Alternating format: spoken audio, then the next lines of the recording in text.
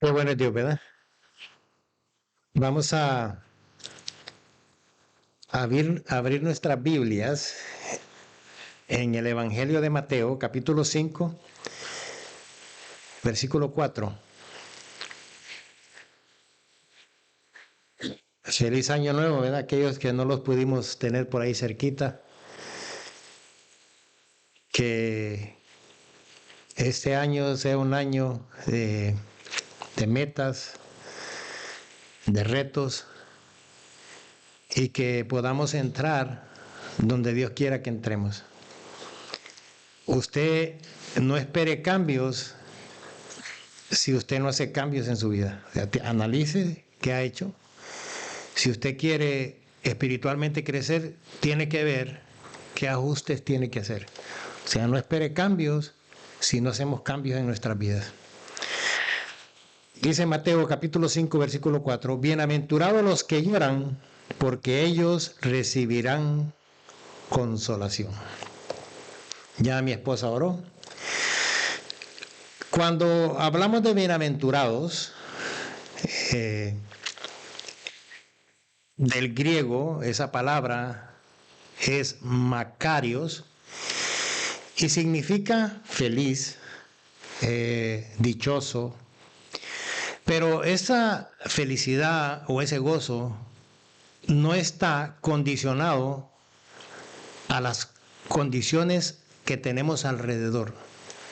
Ese gozo que está hablando ahí es un gozo que está por encima de las situaciones que usted esté pasando. Es un gozo que sale de adentro para afuera. Y eso solo lo puede hacer Dios a través de su Espíritu Santo en su vida. Entonces, bienaventurados los que lloran, pareciera que hubiera una contradicción ahí, ¿verdad? Bienaventurado, 3 veces feliz el que está llorando. Como que no, dice usted, pero ¿cómo puede ser feliz una persona que esté llorando? Pero vamos a ver de qué lloro Jesucristo está diciéndole a sus discípulos. Porque nosotros podemos, si nosotros no tenemos cuidado con la Biblia, la podemos malinterpretar. Tenemos que ir al contexto, tenemos que ver de qué está hablando y por qué lo está diciendo. Hablábamos, la primera enseñanza, hablamos, bienaventurados los pobres, porque de ellos es el reino de los cielos. Y hablábamos que no estaba hablando de la pobreza económica, sino estaba hablando de la condición en la que el hombre se encuentra, hablando en el espíritu, hablando de la pobreza espiritual, de que el hombre está en bancarrota, que no hay manera de que de su propia manera se pueda acercar a Dios o se pueda salvar él por su propia manera. No hay manera. Dios estableció un plan para redimir al hombre. Entonces, cuando el hombre entiende que está en bancarrota espiritual, entonces tiene que acudir a su Creador y ahí pues las cosas cambian. Entonces, esta bienaventuranza, los pobres en espíritu, pues va amarrada de aquellos que dice bienaventurados los que lloran. Usted sabe que precisamente este fin de año hubo gente que lloró. Muchos lloraron porque añoraban estar allá donde su ombligo fue sembrado o donde nacieron, en la tierra. Muchos de ellos lloraron porque extrañaron a sus seres queridos. Muchos niños lloraron porque no les dieron el regalo que ellos querían. O mucha gente lloró porque se pasó de copas. ¿Pero está hablando de ese llanto el Señor? No, no está hablando de ese llanto. Del llanto que está hablando aquí es del llanto que produce cuando nosotros le fallamos a Dios. Es el llanto de arrepentimiento, de entender que le he fallado a aquel que me ha dado todo. Porque si nosotros no analizamos eso, Si a nosotros no nos duele, pues no hemos entrado en el primero. Si a mí no me duele fallarle a Dios, es porque yo no he nacido de nuevo. Y es por eso que es interesante que usted atienda este mensaje. Porque fíjese que hubo un tiempo donde David, un hombre conforme al corazón de Dios, un hombre que desde su juventud entendió su dependencia de Dios. Un hombre que pudo ver a Dios en todas sus obras que él hacía. Pero llegó un tiempo donde se hizo insensible al pecado. Se hizo insensible al pecado. Y ese es el cuidado que tenemos que entender nosotros. Porque vamos a ir a 2 de Samuel, capítulo 11, versículo 1 en adelante. Y vamos a ver qué pasó. ¿Qué aprendemos de David? ¿Y por qué es importante atender a la palabra de Dios? Dice 2 de Samuel, capítulo 11, versículo 1. Aconteció al año siguiente, en el tiempo que salen los reyes a la guerra. Dígale a su hermano, estamos en guerra. Estamos en guerra. No se le olvide. No se le olvide. Que David, oiga bien, que David envió a Joab y con él a sus siervos y a todo Israel, y destruyeron a los amonitas y sitiaron a Raba. Pero David se quedó en Jerusalén. ¿Qué es lo que está pasando? Estamos en guerra. David está en guerra, pero David decide quedarse. David abandonó el lugar que Dios le había puesto o el lugar que Dios le había encomendado y decidió quedarse en Jerusalén. Si nosotros no hacemos lo que Dios nos dice que hagamos, pues vamos a caer en desobediencia. Y la desobediencia va a traer como consecuencia el fallarle a nuestro Dios. David había peleado muchas batallas. Dicen los eruditos o los estudiosos de la Biblia que David tiene aproximadamente 50 años de edad cuando esto está pasando. David había peleado las mejores batallas y las había ganado. ¿Por qué? Porque su vida dependía de Dios.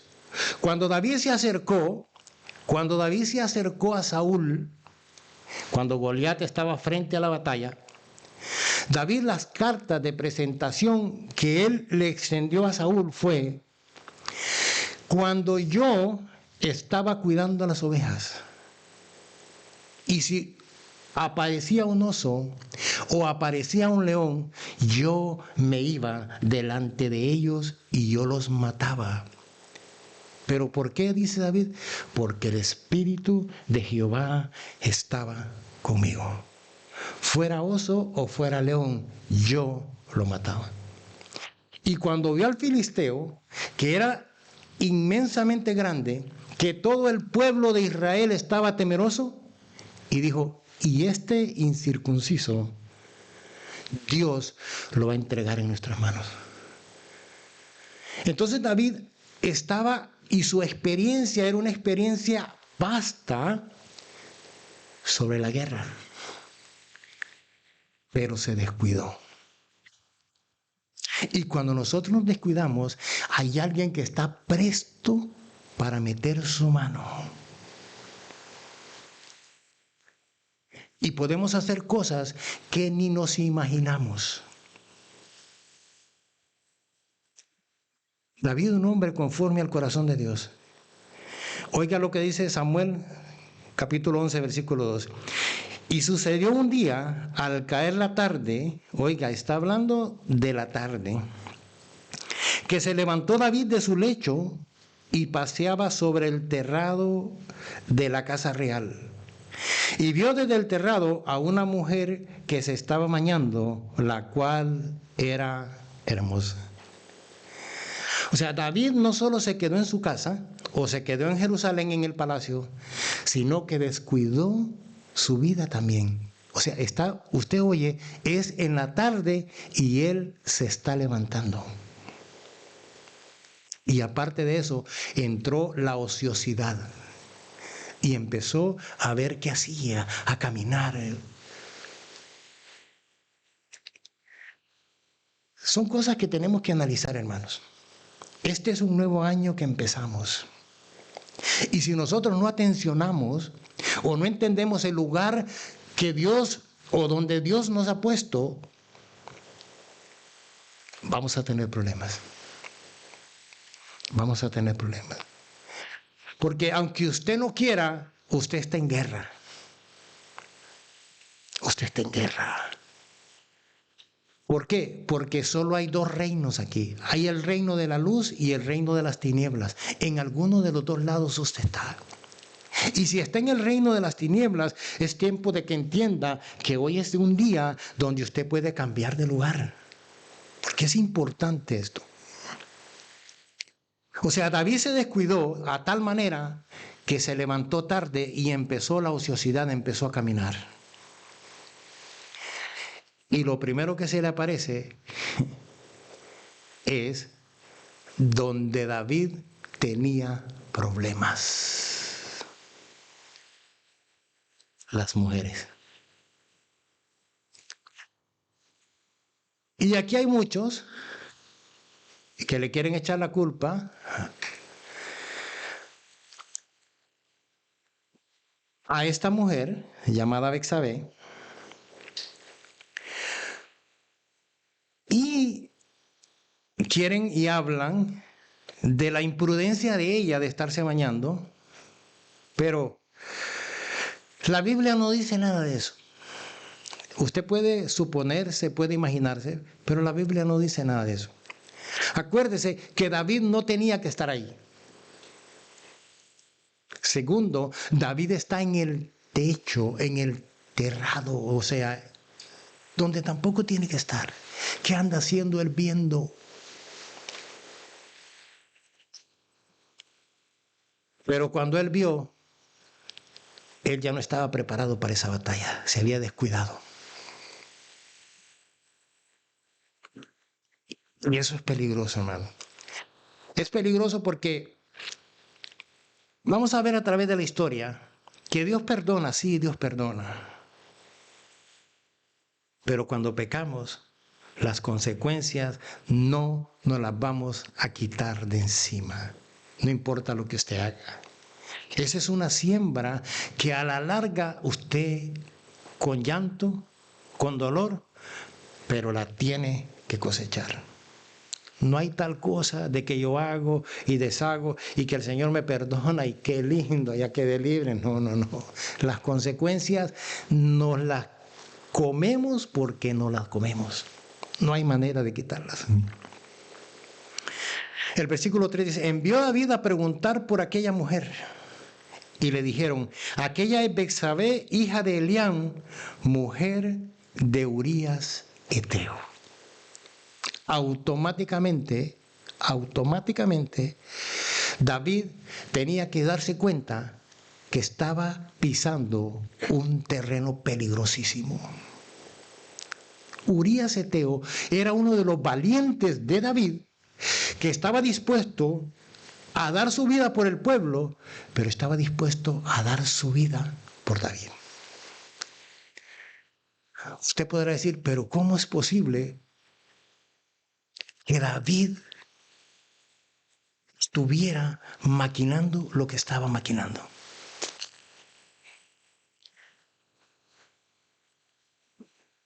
Y eso es la pregunta que yo le hago a usted. El ser humano es, mire, increíblemente necio.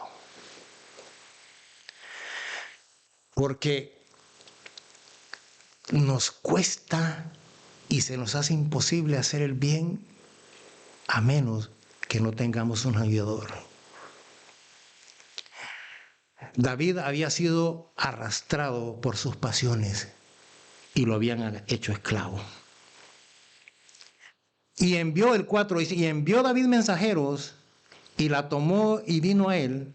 Y él durmió con ella. Luego ella se purificó de su inmundicia y se volvió a su casa.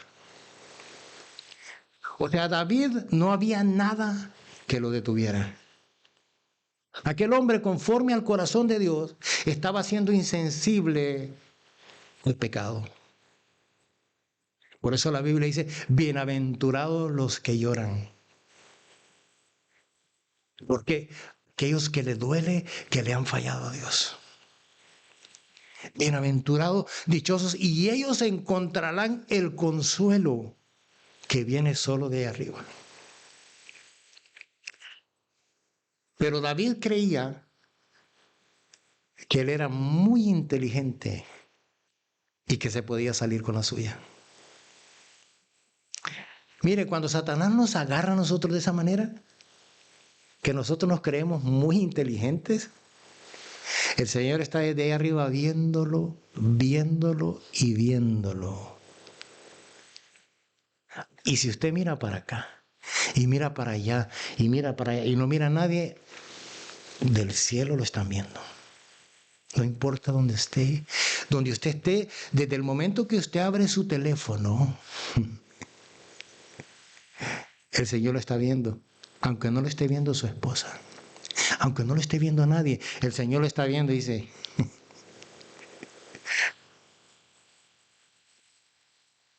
y rapidito miramos que entra y cambiamos página. Sí.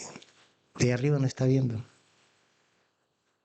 Entonces, ¿hasta dónde llega Satanás a creernos o hacernos creer que nosotros no la sabemos toda? Y David creía eso. David, con su experiencia y todo, dijo, yo esto lo hice y lo hice bien, como si nada. La mandó para su casa la mujer. Pero el problema de eso fue que pasado el tiempo, Betsabé se dio cuenta que estaba embarazada. ¿Y ahora cómo escondemos esto?, dijo David.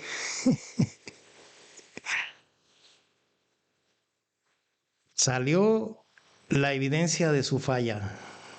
Ahora dice David, bueno, vamos a mandar a traer al esposo. Y si usted analiza la Biblia, o sea, era una batalla de no pocos días, porque una mujer no se va a dar cuenta que está embarazada al siguiente día. Eso tarda un tiempo en que ella dice, híjole, aquí hay algo raro. No me bajó lo que le tiene que bajar a la mujer y dijo, híjole. Esperó otra semana y dijo, no, David, estoy embarazada. Entonces dijo David, bueno, vamos a ver cómo escondemos esto. Y oiga lo que dice, Segunda de Samuel, capítulo 11, versículo 6. Entonces David envió a decir a Joab, envíame a Urías Heteo, y Joab envió a Urías a David. Cuando Urías vino a él, David le preguntó por la salud de Joab, por la salud del pueblo y por el estado de la guerra. Después dijo David a Urías, desciende a tu casa, lava tus pies, y saliendo Urías de la casa del rey, le fue enviado presente de la mesa real. Mas Urías durmió a la puerta de la casa del rey con todos los siervos de su señor y no descendió a su casa. O sea, David había preparado bien el plan, pero resulta que el esposo, que Urías viene, y Urías dice, no. Yo vengo aquí porque me están llamando. Porque el rey me está llamando a que venga, estoy obedeciendo. Pero que yo vaya a la casa, cuando el pueblo está ya en guerra y mi general Joab está peleando y arriesgando su vida, yo no soy digno de ir allá. Y acostarme con mi mujer, no. O sea, eso nos dice a nosotros un hombre comprometido con las cosas de Dios. O sea, él estaba en guerra y no estaba descuidando el lugar donde lo habían puesto. Estaban tratando de ponerle una trampa, pero él estaba en guerra. Yo estoy aquí por obediencia al rey, pero mi corazón está ahí en la guerra, dijo Urías. Oiga lo que pasa. El versículo de, hicieron saber esto a David diciendo, Urías no ha descendido a su casa. Y dijo David a Urías, ¿no has venido de camino? ¿Por qué pues no descendiste a tu casa? Y Urías respondió a David, el arca e Israel y Judá están bajo tiendas, y mi señor Joab y los siervos de mi señor en el campo. ¿Y habría yo de entrar a mi casa para comer y beber y a dormir con mi mujer? Por vida tuya y por vida de tu alma, que yo no haré tal cosa. Urías dice, estamos en guerra. Y esa es la actitud que tenemos que tomar nosotros. No nos podemos descuidar porque Satanás está esperando que nosotros nos descuidemos para destruir su vida y la de los suyos. Porque se lo garantizo que lo va a hacer. Lo va a hacer. Y oiga lo que le dijo a David. Imagínese el mensaje que David está recibiendo de este hombre. Pero nosotros nos volvemos insensibles a la voz de Dios cuando Dios nos está hablando a gritos. David, recapacita. Este hombre te está diciendo una verdad y tú estás dormido. Oiga lo que le dijo. Y David dijo a Urías, quédate aquí hoy, aún hoy, y mañana te despacharé. Y se quedó Urías en Jerusalén aquel día y el siguiente. Y David lo convidó a comer y a beber con él hasta embriagarlo. Y él salió a la tarde a dormir en su cama con los siervos de su señor, mas no descendió a su casa. O sea, lo emborrachó David. Ni borracho descuidó el lugar donde Dios lo había puesto. Qué tremendo mensaje para cada uno de nosotros. Venida la mañana siguiente, venida la mañana, escribió David a Joab una carta, la cual envió por manos de Urías. Y escribió en la carta diciendo, poned a Urías al frente en lo más recio de la batalla y retiraos de él para que sea herido y muera. O sea, le falló el primer plan, le falló el segundo plan y le falla el tercero. Vio, un hoyo llama a otro hoyo. Y cada día se va haciendo más profundo el hoyo donde usted va cayendo. Y para salir de ahí está difícil. David preparó una carta que se la iba a dar a aquel hombre fiel que estaba dispuesto a dar su vida por él. Un hombre íntegro que no abrió la carta que se le había dado en sus manos. En sus manos llevaba la sentencia de muerte por ser obediente al rey y obediente a Dios. Pareciera injusta la vida, ¿verdad? Pero así somos los seres humanos nosotros. Maquinamos, planeamos y creemos que nos vamos a salir con la nuestra también.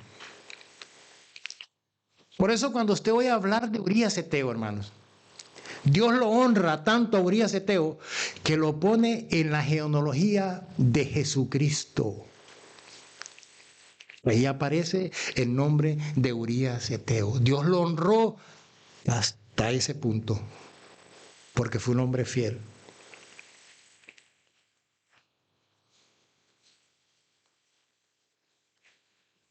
Y David, imagínese cómo David hace. David primero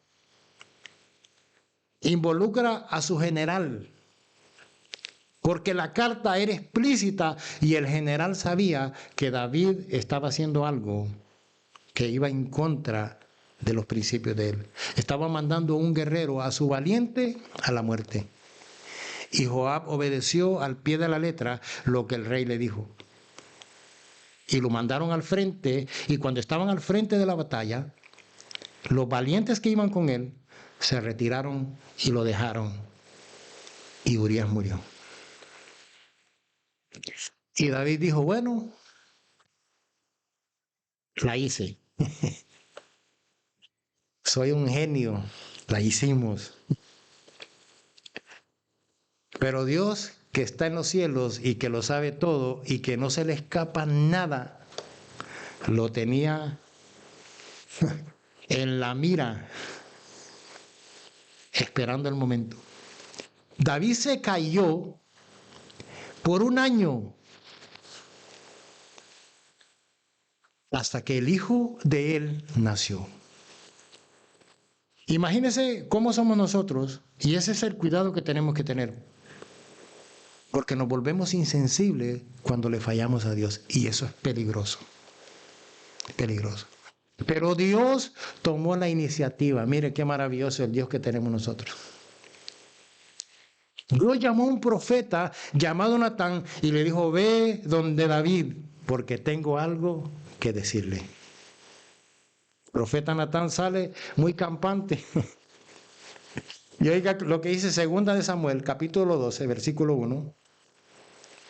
Dice, Jehová envió a Natán, a David, y viniendo a él, le dijo, había 2 hombres en una ciudad. El uno era rico y el otro era pobre. El rico tenía numerosas ovejas y vacas, pero el pobre no tenía más que una sola corderita que él había comprado y criado, y que había crecido con él y con sus hijos juntamente, comiendo de su bocado y bebiendo de su vaso y durmiendo en su seno, y la tenía como a una hija. Dios está diciendo que Urías era un hombre responsable, que era un hombre que sabía tratar a su esposa. O sea, cuando usted entiende que usted está en guerra, usted se va a dar cuenta que usted tiene que saber tratar a su prójimo, a lo que tiene al lado. Si usted no lo está haciendo, pues está en graves problemas. Oiga el 4. Y vino uno de camino al hombre rico, y éste no quiso tomar de sus ovejas y de sus vacas para guisar para el caminante que había venido a él, sino que tomó la oveja de aquel hombre pobre y la preparó para aquel que había venido a él. David está cautivado con la historia. Y oiga lo que David dice. Entonces se encendió el furor de David. David se enojó. Dice, en gran manera contra aquel hombre. Y dijo a Natán, vive Jehová, que el que tal hizo es digno de muerte. Había insensibilidad, había un corazón ya con una caparazón tan fuerte en el corazón de David. Y Dios le manda a este profeta y le cuenta la historia que le está contando. Cuando David escucha la historia, se llena de ira. Qué fácil nos es juzgar cuando miramos la situación de la otra persona. Es fácil. Y somos rápidos y nos llenamos de ira. Y no podemos llorar por los pecados de los otros. nos volvemos insensibles también. Pero David hizo un juicio y el juicio de David era un juicio justo. David estaba juzgando como tenía que juzgarse las cosas. Pero es diferente cuando usted se pone en los pies o en los zapatos del otro lado y usted dice, híjole, espérese. Ya usted no se enoja, sino que dice, hijo, yo puedo hacer eso y más. Yo puedo hacer eso y más, porque nosotros somos capaces de cualquier cosa. David lo reconoce, pero oiga lo que dice el capítulo 12, versículo 6. David dice, y debe pagar la cordera 4 tantos porque hizo tal cosa, y oiga lo que dice, y no tuvo misericordia. David está juzgando algo que sí lo está juzgando correctamente, pero él no era digno de hacer un juicio. ¿Por qué? Porque él había hecho más y peor. O sea, dice, el que él hizo no tuvo misericordia. Entonces dijo Natán a David, tú eres aquel hombre. Oiga, se le fue la cólera de una vez. Usted sabe cuando usted agarra un traste de esos hirviendo que acaba de hacer y le echa agua y que le hace el humo, que se fue el calor de una vez. Así le pasó a David. David fue descubierto. David entendió que Dios lo estaba viendo y que no se podía salir con la suya. Entonces dijo Natán a David, tú eres aquel hombre, así ha dicho Jehová, Dios de Israel, yo te ungí por rey sobre Israel y te libré de la mano de Saúl y te di la casa de tu señor y a las mujeres de tu señor en tu seno. Además te di la casa de Israel y de Judá, y si así fuera poco, te habría añadido mucho más. O sea, Dios llega a través del profeta y lo confronta. Mire la misericordia de Dios. O sea, el hecho que usted esté aquí hoy, en esta mañana, es la misericordia de Dios hablándole y advirtiéndole que está en guerra, que tome el lugar que tiene que tomar, porque Satanás está vigilando para destruirlo a usted y su familia. Si usted está empezando este año, empiece de esa manera, entendiendo que Satanás quiere destruirlo a usted y quiere destruir su familia. Y David llevaba un año callando su pecado. Si Dios no lo confronta, él sigue. Un año en el que David se había desconectado completamente de Dios. ¿Con qué cara iba a llegar donde Dios y decirle, Señor, cuán grande y misericordioso eres? No podía. Su pecado había puesto una barrera grande y David no podía. David no podía. Oiga lo que dice 2 de Samuel capítulo 12, versículo 13. Entonces David dijo a Natán, pequé contra Jehová. Y Natán dijo a David, también Jehová ha redimido tu pecado, no morirás. David reconoce que ha fallado, pero su pecado lo lloró y lloró lágrimas de sangre. Él dijo, y la sentencia de él era que él debería pagar 4 veces la cordera o la mujer o el daño que él había hecho. ¿Sabe que 4 hijos de David murieron? El hijo de Betsabé murió. Y Dios le dijo, ese niño que van a nacer va a morir. David entró en 6 días de ayuno y de oración. Para que usted sepa que la oración no tiene poder como mucha gente cree. El poder lo tiene el Señor. Cuando el Señor ha dicho algo, el Señor lo va a cumplir, aunque usted haga lo que haga, ayune, ore, no importa. David entró en un ayuno de 6 días de ayuno y de oración. Y el Señor había dicho que iba a morir. Y el 7º día, el niño murió. Hay muchas cosas, hermanos, que nosotros hemos agarrado y nos hemos comido, que no son bíblicas. Le servimos a un Dios que Él es soberano y Él hace como Él quiere. Nosotros entramos en un plan porque Él nos ha llamado, pero ese plan depende de la obediencia que nosotros tengamos hacia Él. No hay otra manera. Pero David lloró su pecado. A David le estuvo caro. Su hermano violó a su hermana, una joven llamada Tamar muy linda. Y él mismo la llevó a los brazos de su propio hijo o su hermana.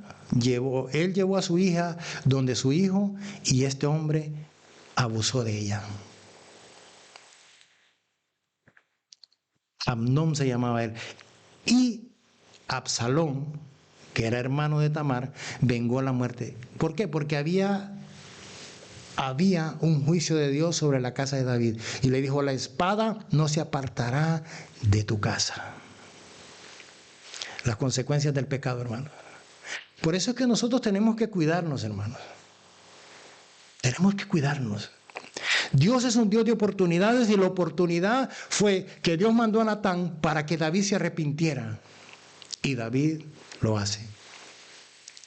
Oiga, lo voy a llevar al Salmo 51:1, porque aquí David pudo llorar su pecado.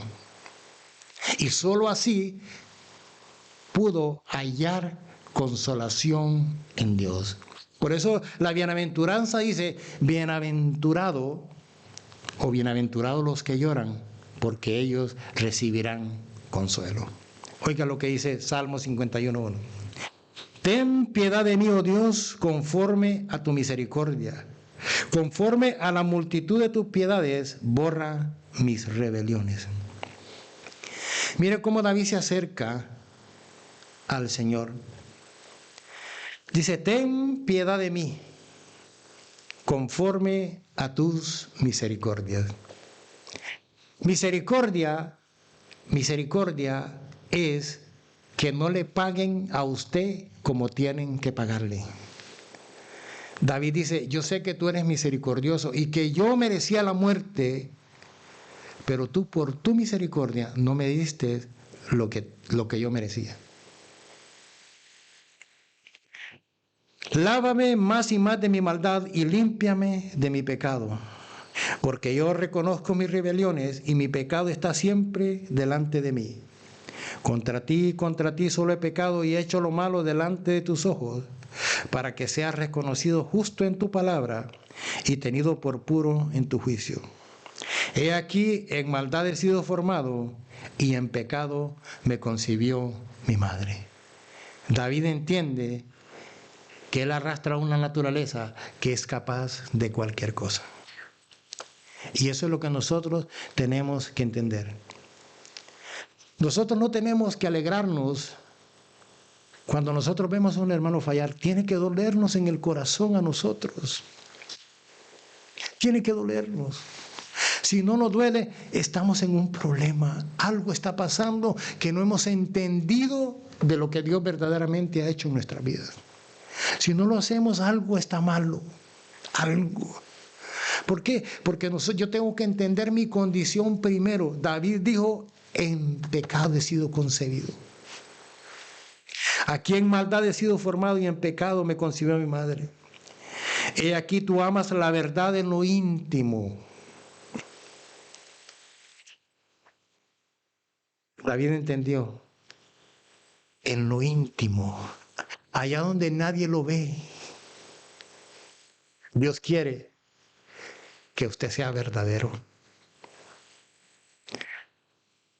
David entendió que todo lo que había hecho secretamente había sido descubierto por el Señor y que no lo podía engañar. Y dice, yo sé que a ti te gusta la verdad y en lo íntimo. Porque a nosotros nos encanta vivir de las apariencias, hermanos. Nos encanta. Mire, delante de la gente le decimos, ay, mi amorcito, tan linda que eres, le decimos a la esposa. Y cuando llegamos a la casa somos completamente diferentes. ¿Qué está pasando? Hay algo que no marcha, hay algo que no concuerda, hay algo que yo no he entrado donde yo tengo que entrar. Yo tengo que entender que estoy en guerra. Yo no puedo descuidarme. Yo no puedo darle rienda suelta a lo que yo piense y no pensar que la persona que tengo delante de mí tiene sentimientos. Yo tengo que pensar eso. ¿O le gustaría a usted que le hicieran lo mismo? La Biblia dice, no hagas o haz lo que te gustaría que te hicieran a ti. ¿Por qué nos cuesta aplicar ese principio? ¿Por qué nos cuesta? Pero dice David, y en lo secreto me has hecho comprender sabiduría. En lo secreto. Es cuando llegamos allá a lo íntimo con Él y nos derramamos y le decimos, Señor, ayúdame y dame entendimiento para poder actuar como tú quieres que yo actúe. Es ahí donde Dios quiere que nosotros entremos. Purifícame con hisopo y seré limpio. Lávame y seré más blanco que la nieve. Hazme oír gozo y alegría y se requebrarán los huesos que has abatido. Esconde tu rostro de mis pecados y borra todas mis maldades.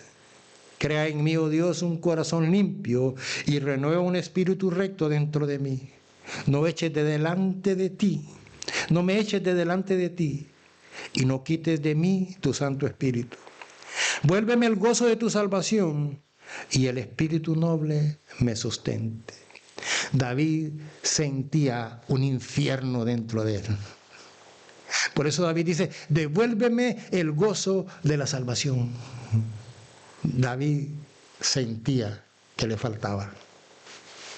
Y por eso está clamándole al Señor, Señor, devuélveme el gozo de la salvación. Entonces enseñaré a los transgresores tus caminos y los pecadores se convertirán a ti.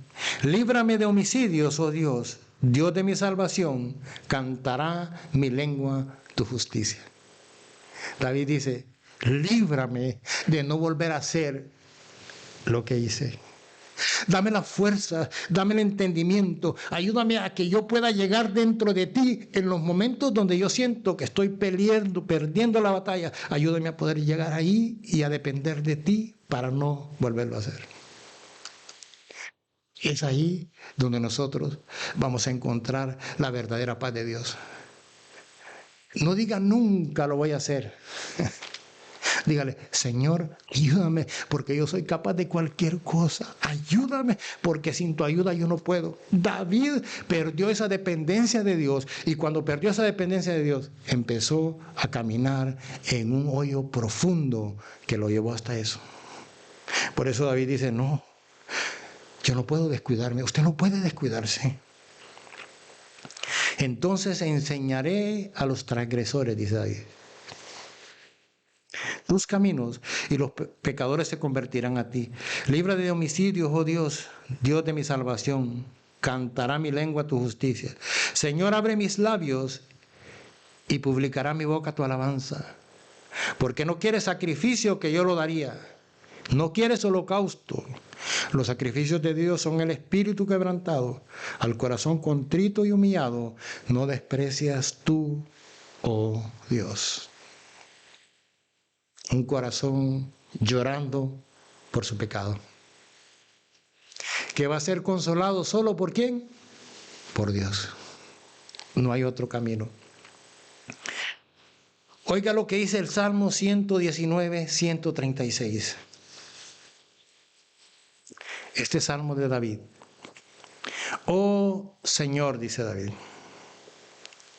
conforme a todos tus actos de justicia, apártese ahora tu ira y tu furor sobre tu ciudad Jerusalén. No, perdón, estoy equivocado. Estaba leyendo Daniel, no. Salmo 119, 136 dice David: ríos de agua descendieron de mis ojos, porque no guardan tu ley. Mire, David ya lloró su pecado. Ahora David está llorando por los pecados de los demás. David dice en el Salmo 119, 136, ríos de agua viva descendieron de mis ojos, porque no guardan tu ley. David se volvió sensible. David ya no juzgó como juzgó la primera vez. David empezó a entender que él era capaz de eso y de mucho más. Es ahí cuando nosotros tenemos que entender que las fallas de los demás nos tienen que doler a nosotros. David sabía que su pecado le había costado lágrimas y lágrimas de sangre. Él sabía que lo que le venía a la gente que no guardaba la ley era lo mismo que le estaba o que le pasó a él. Y no nos gozamos con el mal de los demás, no deberíamos. Nos tiene que doler cuando nuestros hermanos fallan. Cuando yo miro al que está allá afuera, que Satanás lo anda, pero se lo anda comiendo en drogas y cuánta cosa. Y usted los mira que parecen felices, pero son payasos. Son títeres de Satanás que aparentan que son felices, pero no son felices. La verdadera felicidad y el verdadero gozo está cuando Cristo entrona en nuestro corazón. Usted se siente completo, usted se siente realizado. Es solo cuando usted siente el perdón de Dios, de verdad, que usted puede tener compasión por los demás. Sí, no. Daniel capítulo 9, versículo 16, que era lo que yo estaba leyendo. Mire, Daniel era un hombre íntegro. Daniel, desde un joven, decidió apartarse para Dios en un país que él había sido llevado esclavo. Daniel fue uno de los jóvenes que Isaías profetizó que iban a ser eunucos en casa del rey de Babilonia o en casa de Nabucodonosor. Y vemos que Daniel fue uno de esos jóvenes que fue llevado cautivo. Y cuando usted mira que quien lo recibe o cuando oímos toda la historia, oímos de que fue el jefe de los eunucos.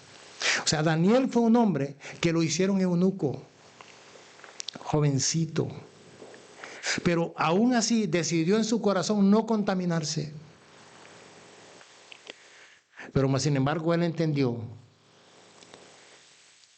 que él era un pecador también. Y vemos aquí a Daniel diciendo, oh Señor, Daniel 9:16, oh Señor, conforme a todos tus actos de justicia, apártese ahora tu ira y el furor sobre tu ciudad Jerusalén, tu santo monte, porque a causa de nuestros pecados y por la maldad de nuestros padres, Jerusalén y tu pueblo son el oprobio de todos en derredor nuestro. El 17, ahora pues Dios nuestro, oye la oración de tu siervo y sus ruegos, y haz que tu rostro resplandezca sobre tu santuario, asolado por amor del Señor. El 18 dice, inclina, oh Dios mío, tu oído y oye, abre tus ojos y mira nuestras desolaciones y la ciudad sobre la cual es invocado tu nombre, porque no elevamos nuestros ruegos ante ti confiados en nuestras justicias, sino en tus muchas misericordias. Oye, Señor, oh Señor, perdona, presta oído, Señor, y hazlo. No tardes por amor de ti mismo, Dios mío, porque tu nombre es invocado sobre tu ciudad y sobre tu pueblo. Daniel está orando por los pecados de él y por los pecados del pueblo.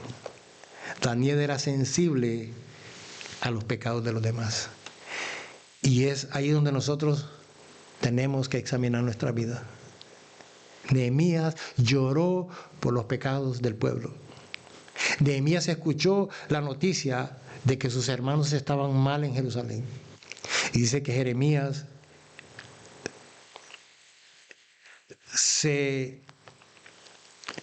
Oiga lo que dice Nehemías, capítulo 1, versículo 2. Vamos a leerlo. Nehemías 1:2. Aquí está hablando de unos que vinieron de Jerusalén. Dice, y vino Ananí, uno de mis hermanos, con algunos varones de Judá, y les pregunté por los judíos que habían escapado y que habían quedado cautivos, que habían quedado de la cautividad y por Jerusalén. Y me dijeron, el remanente, los que quedaron de la cautividad y en la provincia, están en gran mal y afrenta, y el muro de Jerusalén derribado y sus puertas quemadas a fuego. Cuando oí estas palabras me senté y lloré, y hice duelo por algunos días, y ayuné y oré delante del Dios de los cielos. Y dije, te ruego, oh Jehová, Dios de los cielos, fuerte, grande y temible, que guarde el pacto y la misericordia a los que te aman y guardan tus mandamientos. Ahí empieza Nehemías a clamarle al Señor por los pecados de él y los pecados del pueblo. O sea, Nehemías no empezó a juzgarlo, sino Nehemías se arrepintió y le dijo, Señor, ten misericordia de ellos. Y eso es lo que nosotros estamos llamados a hacer. Jesucristo lloró por Jerusalén. Lucas capítulo 19, versículo 41 dice, y cuando llegó cerca de la ciudad, al verla, lloró sobre ella, diciendo, oh, si también tú conocieres, o a lo menos en este tu día, lo que es para tu paz, mas ahora está encubierto de tus ojos, porque vendrán días sobre ti, cuando tus enemigos te rodearán como vallado, y te sitiarán, y por todas partes te estrecharán, y te derribarán a tierra y a tus hijos dentro de ti, y no dejarán en ti piedra sobre piedra, por cuanto no conociste el tiempo de tu visitación. Jesús está llorando. ¿Por qué? Porque el pueblo lo iba a rechazar. Y a consecuencia de ese rechazo, pues venía un juicio. Y el juicio era duro. O sea, Dios no cambia. Dios no cambia. Y es el mismo mensaje que Él ha traído siempre, siempre. Bienaventurados los que lloran, porque ellos recibirán consolación. Oiga lo que dice San Juan capítulo 14, versículo 15, para ir terminando. Si me amáis, guardad mis mandamientos. Usted oye a la gente, cuando usted le pregunta y le dice, no, yo amo a Dios. Y usted le pregunta, ¿y cómo se lo demostras a Dios que lo amas? Bueno, voy allá de vez en cuando a la iglesia y dice, si me amáis, guardad mis mandamientos. Y yo rogaré al Padre y os dará otro consolador. Bienaventurados los que lloran, porque ellos recibirán consolación. Aquí está hablando Juan. Dice, yo rogaré al Padre y Él os dará otro consolador para que esté con vosotros para siempre, el Espíritu de verdad, al cual el mundo no puede recibir porque no le ve ni le conoce, pero vosotros le conocéis porque ahora está con vosotros y estará en vosotros. No os dejaré huérfanos, vendré a vosotros. El único que puede consolarnos es el Consolador. Y es el Espíritu Santo. Y todo tiene que ver con que nosotros atendamos. Obedezca. Obedézcale a Dios, obedézcale a su palabra. Y usted me va a contar. Porque nuestra recompensa no la vamos a recibir aquí. Nuestra recompensa está allá en el cielo. Porque el hecho de que usted le sea fiel a Dios, eso no implica que usted no va a pasar por momentos difíciles, no, nada que ver. En el mundo tendréis aflicciones. Fiad, yo he vencido al mundo.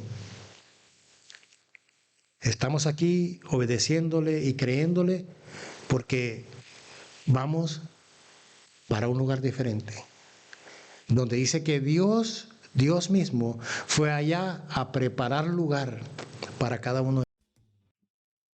Porque donde Él esté, Él quiere que nosotros estemos también. Pero la gente tiene que ver, no somos diferentes. Una fuente no puede dar dos aguas. O da agua dulce o da agua amarga.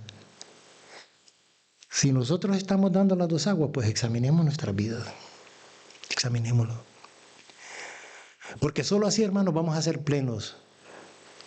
Solo así, verdaderamente, nosotros vamos a poder llevar una vida que le agrade a Dios. Y la gente lo va a notar, la gente lo va a ver, hermanos. La gente lo va a ver. No creamos que podamos engañar a Dios. David creía que lo podía engañar porque tenía experiencia en muchas cosas y se encontró con que no. Por eso David dijo, ¿a dónde huiré de tu presencia? O sea, porque él puede ver, si me voy hasta lo profundo del mar, ahí estás tú. O sea, no importa dónde, ahí está tu espíritu. Y si me remontare a lo más alto, ahí está tu trono. O sea, ¿a dónde huiré de tu presencia? A ningún lado. No nos engañemos nosotros mismos. Seamos honestos. Dígale, Señor, ayúdame porque no estoy haciendo las cosas bien. Ayúdame. Ayúdame a poder entrar. Ayúdame que este año sea diferente. Que este año yo le pueda dar lo mejor a Dios, no lo que sobra. Porque Dios no le dio sobra. Dios le dio a usted lo más grande que Él tenía, su único hijo, para que viniera a morir por usted y por mí. No le dé sobras al Señor. El Señor le dijo, estoy harto de sus ofrendas. Estoy harto. Me apestan. Lo que Él quiere es obediencia.